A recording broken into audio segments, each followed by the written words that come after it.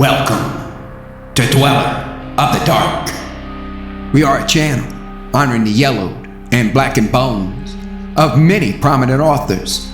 We will be digging up several obscure, strange, and forgotten authors who influenced many of the great horror, science fiction, and fantasy writers today.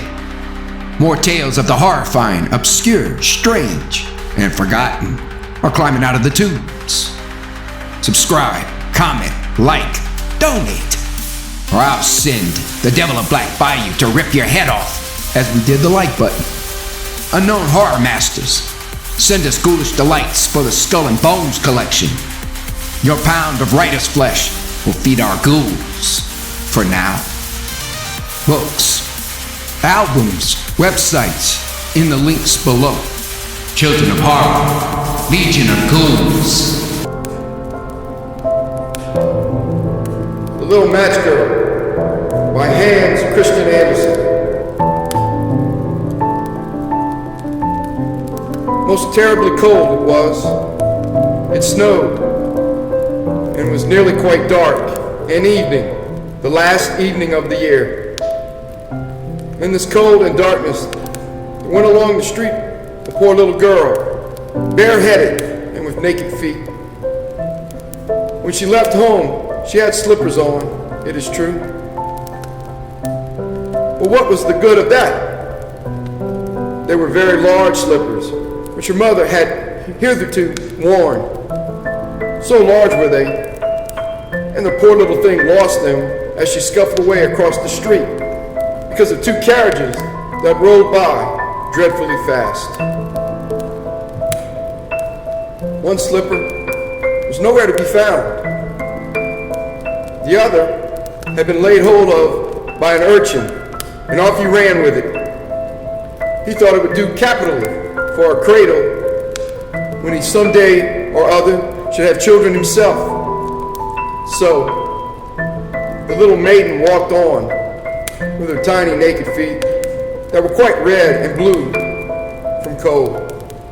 She carried a quantity of matches in an old apron, and she held a bundle of them in her hand. Nobody had bought anything of her the whole livelong day. No one had given her a single farthing.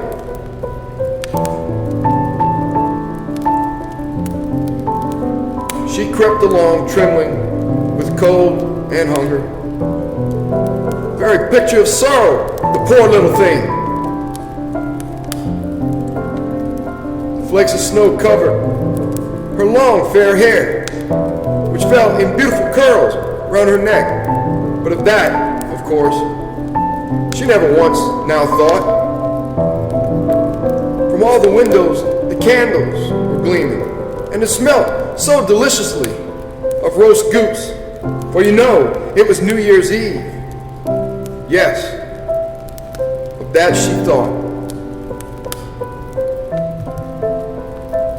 In a corner, formed by two houses, of which one advanced more than the other, she seated herself down and cowered together. Her little feet she had drawn close up to her, but she grew colder and colder, and to go home she did not venture, for she had not sold any matches and could not bring a farthing of money. From her father she would certainly get blows, and at her home it was cold too. For above her she had only the roof, through which the wind whistled, even though the largest cracks were stopped up with straw and rags.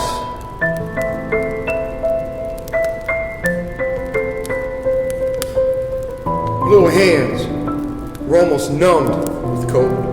Oh, a match might afford her a world of comfort if she only dared take a single one out of the bundle, draw it against the wall, and warm her fingers by it. She drew one out. Whoosh! How it blazed, how it burnt! It was a warm, bright flame, like a candle, as she held her hands over it. It was a wonderful light.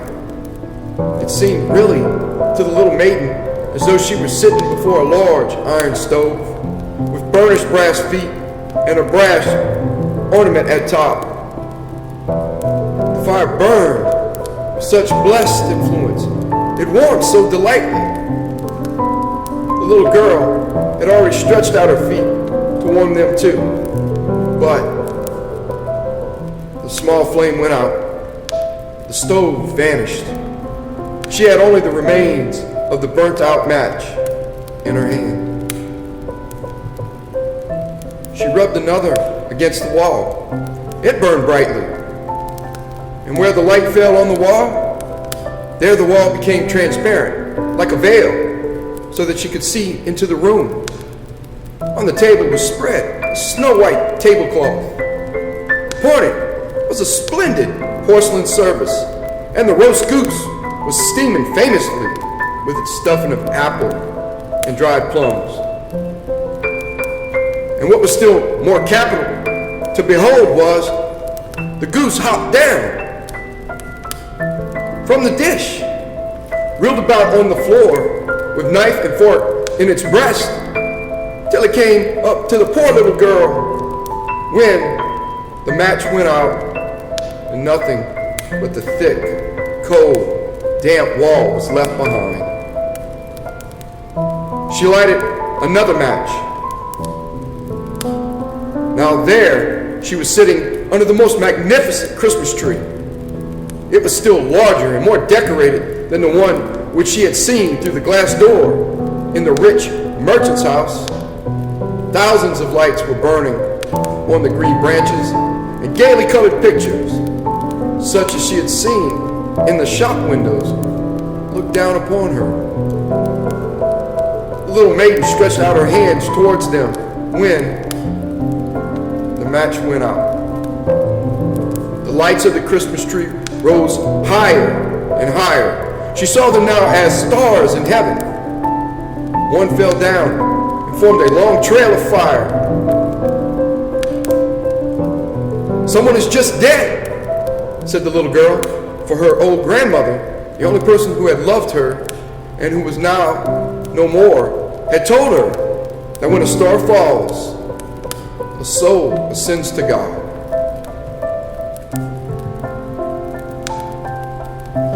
She drew another match against the wall. It was again light, and in the luster, there stood the old grandmother, so bright and radiant, so mild, with such an expression of love. "Grandmother," cried the little one, "oh, take me with you.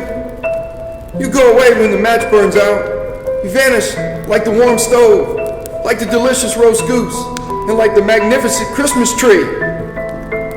And she rubbed the whole bundle of matches quickly against the wall, for she wanted to be quite sure of keeping her grandmother near her.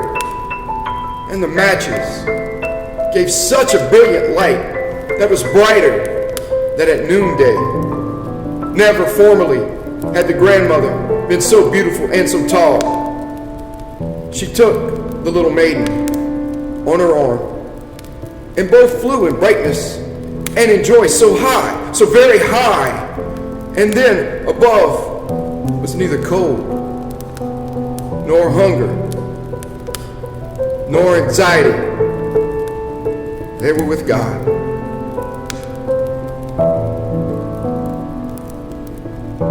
But in the corner,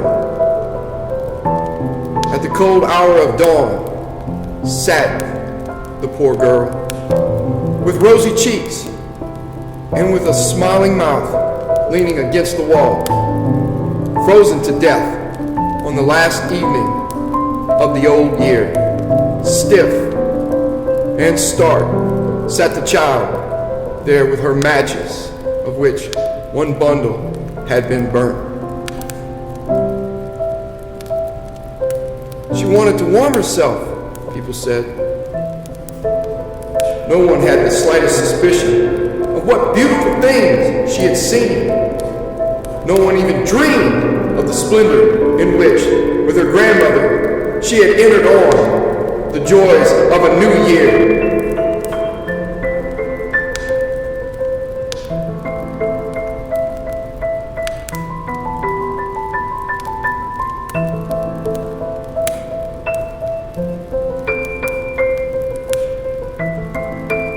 Thank you for listening. Have a good night.